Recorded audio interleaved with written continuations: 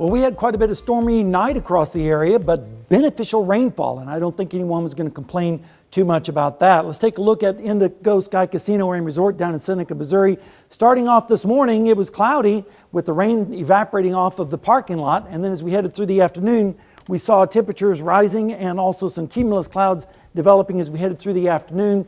And then the sun came out and got a little bit warm, but not too bad for this time of year. And then we saw some cumulus clouds and some stratocumulus clouds as well. And we still have a few clouds out there, but that's going to be clearing off as we head through the overnight hours. And then fog will be forming later on. This afternoon, we made it up to 83, starting out at 63, which was actually below the normals of 85 and 64. Thank goodness we weren't anywhere close to that record of 103 back in 1953, and we did pick up around 1/3 of an inch of rainfall at the airport, so we're still a little bit behind for the month and about 6.5 inches behind for the year, so we still have some catching up to do.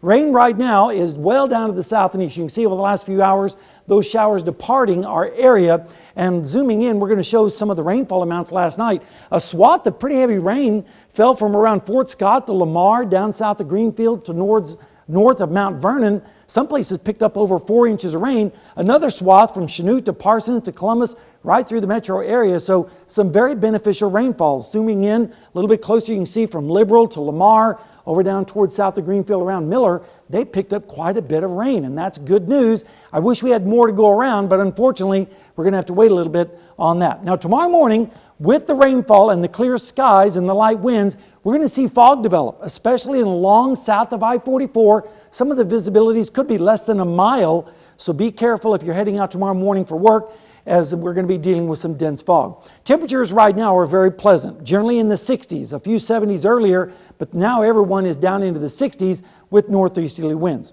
Rainfall amounts are going to be, or chances are going to be low all the way through to tomorrow. May see an isolated storm or two, especially in northeastern Oklahoma tomorrow afternoon, but over the week, this is the week forecast for rainfall. You can see it's not a whole lot. Instead, maybe half an inch up towards Yates Center and Garnett, and that's about it. So it's going to be mainly a dry week. Looking at the forecast tonight, mostly fair skies with northeasterly winds, temperatures dropping down to very pleasant levels in the 50s.